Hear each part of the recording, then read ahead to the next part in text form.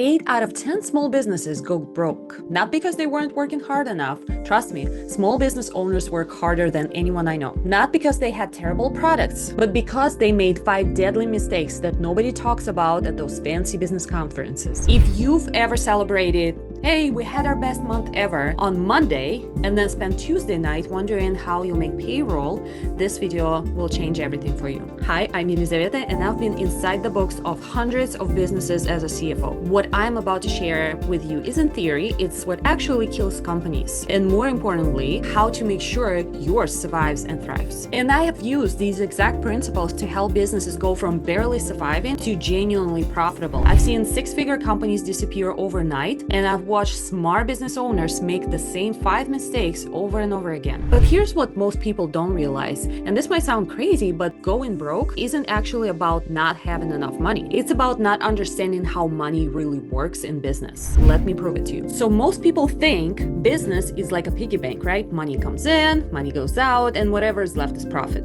That's not how business works, really. That's not how any of this works. Business is more like managing 5 different bank accounts at once, where each account has different rules, different timelines, and different consequences if you mess up. Reason number 1, the revenue illusion. Here's something that will blow your mind. I once worked with a marketing agency making $100K a month. The owner was living it up. He was buying rounds at networking events, talking about their massive success. When I looked at their books, they were losing $15,000 every single month. Think about that. $100K coming in, $115 going out. They were throwing the world's most expensive going out of the business party. Now, you might be thinking, that's crazy. How does someone not notice that they're losing money? Easy. They confuse being busy with being profitable. Here's the truth nobody tells you. Revenue without profit is just expensive, busy work. It's like running on treadmill. Lots of moments, but you're actually not going anywhere. Most business owners think a 20% profit margin is good. In reality,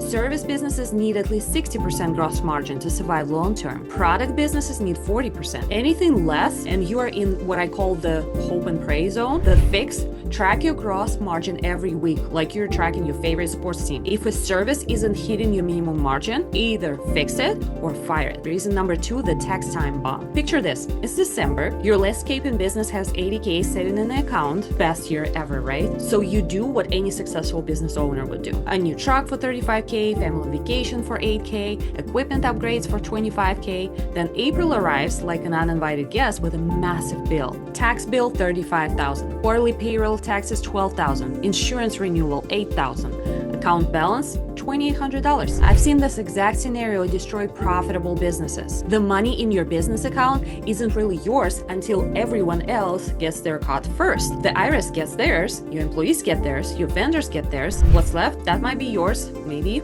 Here's what successful business owners do. They set up separate accounts immediately. 15% goes to taxes the moment the money hits your account. 10% goes to pay yourself. 5% goes to profit. The rest, that's your operating budget. Reason number 3, the client financing trap. You land a 10K project. You're celebrating. You spend $3K on contractors to deliver it. You work for 30 days. Client loves it. You send the invoice, then you wait and wait and wait. 45 days later, you finally get paid. Congratulations! You just gave your client a free $3,000 loan for 75 days at 0% interest. And you probably didn't even realize it. I had one client with $180K in outstanding invoices. Amazing work, thrilled clients, but they couldn't pay their own bills because half the business world owed them money. The solution is simpler than you think.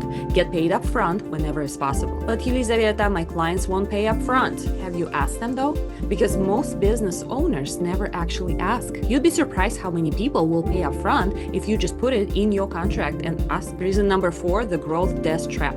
This one's the sneakiest. It feels like pure success right up until it destroys everything. Revenue jumps from 20K to 80K a month. The owner celebrates, as they should. So they hire 4 people at 5K each, sign a lease on a bigger office for 8K a month, buy equipment, expenses go up from $15,000 to $70,000 overnight. Then their biggest client, responsible for $40,000 of that monthly revenue, decides to go with a cheaper competitor. Revenue drops to $40,000, expenses still at $70,000. $30,000. Game over in 3 months. Here's the golden rule. Scale expenses at 50% of revenue growth. Revenue up 10,000, expenses up 5,000 maximum. Bank the rest. Before hiring anyone, ask yourself, if revenue dropped 30% tomorrow, could I still afford this person? If you hesitate even for a second, then wait. Reason number 5, flying blind. Quick question. Do you know your exact cash position right now? Not around, not approximately, exactly. Do you know what it'll be next month, next quarter? If you're doing mental math right now, you're flying blind. Most business owners manage money like teenagers with their first credit card, I would say. Check the balance occasionally and hope everything works out. That works for buying coffee. It's terrible for running a business where people depend on you. Now, you might be thinking, this all sounds complicated. I didn't start a business to become an accountant. And I get it, but here's the thing. You don't need to become an accountant. You just need to understand 5 numbers. That's it. Here's how you join the 20% that survive and thrive. Step number 1, the weekly money meeting. Every single week, you need to know these 5 numbers. The cash position, how much money do you have right now? Who owes you money and for how long? Gross margin by service, which parts actually make money? Monthly burn rate, how much you spend just to keep the lights on? Cash runway, how long you can survive if no new money comes in? 30 minutes every Friday. Set a calendar reminder like you're scheduling a date with your future success. Step number 2, the 13-week crystal ball. You need to see 13 weeks into the future. When invoices will get paid, when the bills are due, when payroll hits. I use a simple spreadsheet that shows week by week what's coming in and going out. It takes 30 minutes a week to update. When you can see problems 13 weeks out, you can fix them. When you can only see 1 week out, you're always kind of in crisis mode. Step number 3, unbreakable rules. Create financial boundaries you never break. Not for the biggest client, not for the opportunity of a lifetime. Never. My non-negotiables: never spend tax money on operations, never make purchases over 1,000 without checking cash flow first, never let invoices go past 45 days without taking actions, never take owner distributions without paying yourself a salary first. Look, I know this isn't as exciting as those 10x your revenue in 30 days videos. Financial discipline is like eating healthy. Not the most fun, but it keeps you alive. The difference is, if you don't eat healthy, you just feel sluggish. If you skip financial discipline, you lose your business. Here's what I want you to do right now. Pause this video, go check your business bank balance. Write it down. Now ask yourself, if I had to pay every single bill today, taxes, payroll, rent, everything, what would be left? If that number makes you smile, you're ahead of most people. If that number makes you nervous, now you know why you've been feeling stressed. Your business doesn't need more hassle. It needs better systems. If this helped you see something you hadn't noticed before, hit that like button. It helps more people to find this information, and more people need to hear it. I'll see you in the next one.